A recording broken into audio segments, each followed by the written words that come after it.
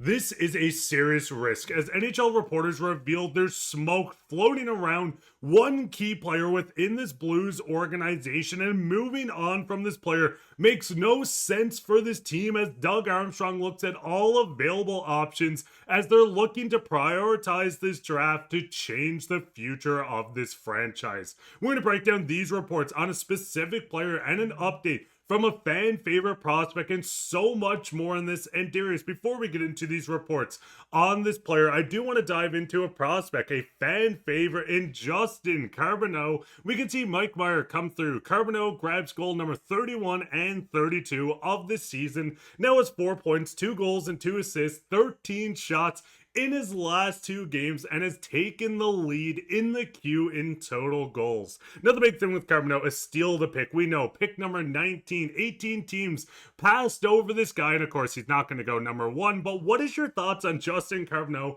and just how he's playing? It seems like he's playing with a chip on his shoulder for not making the NHL, which yes, he needs time in the queue, but also not making Team Canada. But before we get too far into the video today, guys, this video is brought to you by Kalshi. And when you download Kalshi using the link in the description and using promo code DIGESTNHL, you get $20 when you trade your first $100. And whether you're in California, Texas, New York, or right here in St. Louis, Missouri, Kalshi is live in all 50 states. And Kalshi is the US's largest prediction market where you can trade yes or no on real life events, including sporting events, elections, music, or even the weather at this point.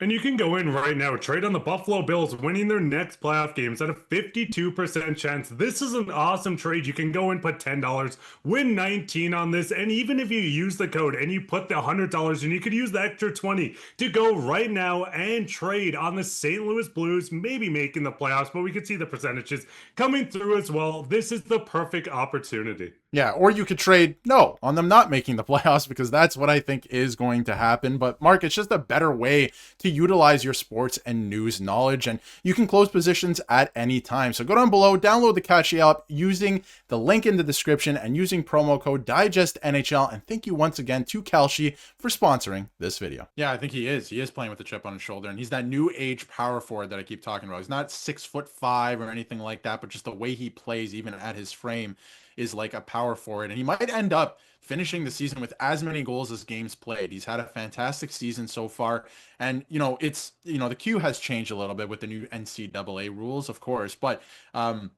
still playing against pretty good competition. I think that his team is going to go on a run. There's a lot of good draft eligible players on his team as well. So I'm excited to see what he does the rest of the way. And I think he's a lot closer than people may realize. And I think we saw that in the preseason as well. And the one last thing before I throw it back over to you, Mark, that I think is most impressive is Justin Carbonneau now has taken over the goal scoring lead in the QMJHL. When the QMJHL season started, Justin Carbonneau was in the NHL. So let's keep that in mind. He missed time when the season started. He's doing this in much less games played than most of the other guys. So very impressive stuff so far. And that's the big thing here. You can see 2+ less games than everyone on the list. He's number 1 in goals and ranks 10 in points in the queue. Justin Carbonneau is very interesting. I do think he's going to have a really good chance to crack this lineup. We know this is a team that's going to be moving on from veterans, and we're going to touch on one very soon. But I think with how this team's trending the direction, him being in camp for quite an extended period of time, of course, ultimately going to the Q Darius, I'm excited to see the future of this kid within this organization. He's a pure goal scorer. You can see the 46 goals, 32 goals, even 31 in his third season, second full season in the queue. This kid has so much potential and he's oozing with it. But this kind of goes into looking at the future of this team. We're getting reports around a lot of guys. Justin Falk's name, Braden Shen have been everywhere, but now we're getting reports coming from even more insiders, including Darren Dreger. There's been lower level conversations about trading Robert Thomas. Now to trade him, unlike Quinn Hughes, you better get what you're hunting for. That big package coming back the other way. Now there's a lot to look at this. If you can go out and get a Connor Bedard or Macklin Celebrini, sure, yeah, that makes sense. But this poses a serious risk for this franchise. Not only is Robert Thomas locked up long term, we still have 5 years, the prime years of his career on this team, but he's also a very young player that's still only 25, and you're getting him until 31. You can sign him to that extension, Darius. In my opinion, this makes no sense. You're looking at the untouchables on the team. Of course, Jimmy Snuggerud. There's a lot of young players, Otto Stember, Dvorsky. You can put the list there, But in my opinion, and I know you feel a similar way, this makes absolutely no sense. Why would they ever do this at this point in time with where this organization's at? If they had nothing coming through the pipeline, like if Stenberg didn't exist, they didn't have Dvorsky, they didn't have possibly Ivor Stenberg this coming draft, and a couple of these other prospects we're talking about, like Juracek. If they didn't have Logan Mailloux, who looks like he could end up being a pretty good NHLer, and of course has had a rough ride so far this year. If they had none of these guys, if they didn't exist, and they didn't have the prospect pool that they had, yeah, trading Robert Thomas actually does make sense. Retool, rebuild that whole thing, get younger, right? And then we'll see where the team is at in 5, 6 years, maybe something like that. But he's 25 years old. You have Stenberg coming up. You're seeing how good of a 200-foot player Dvorsky is. He has so much term left on a contract that is so good with the salary cap going up at $8.1 million for a first-line center who has in his career produced like a first-line center. He's been very good, right? So, of course, he's not a Connor McDavid or a Nathan McKinnon or anything like that, but he can produce and he can shut down other teams, top lines. He is a good two-way center. So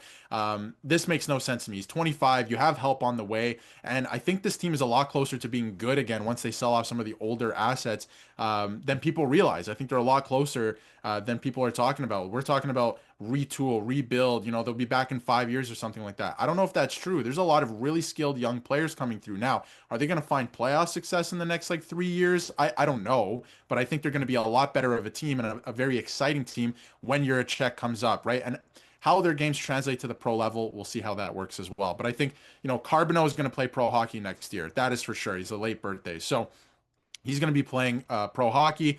When you're looking at, Juracek, he's going to be coming up. Stenberg looks like he's arrived, and he's going to start putting up points once he gets acclimated to the league a little bit more, learns the league a little bit more next season. Same with Dvorsky. You have help on the way. So to me, this makes no sense with any of the timeline. I would not trade Robert Thomas unless, and this is what people are talking about, you're getting an insane return back. But I don't think you are. I don't think you are at this point in time. So to me, Mark, makes absolutely no sense. We want to hear what you guys have to say in the comments about it, but I wouldn't do it. I think they're a lot closer. I think they'll be competitive again. I honestly do before the time he's 30 years old. And I think the big thing is too, listen, we know untouchables. We like to throw the word around. There's a lot of them in the league. Macklin Celebrini, of course, Connor Bedard, Connor McDavid, but even looking at the NBA, Luka Doncic was traded, so it feels like the word untouchable is slowly moving out of the way. If the package comes through and it's one of those offers, your draw hits the table, you cannot say no. Yes, take it, but Darius, I like that you brought up, we've seen people say rebuild, but I think a retool, we know this is the team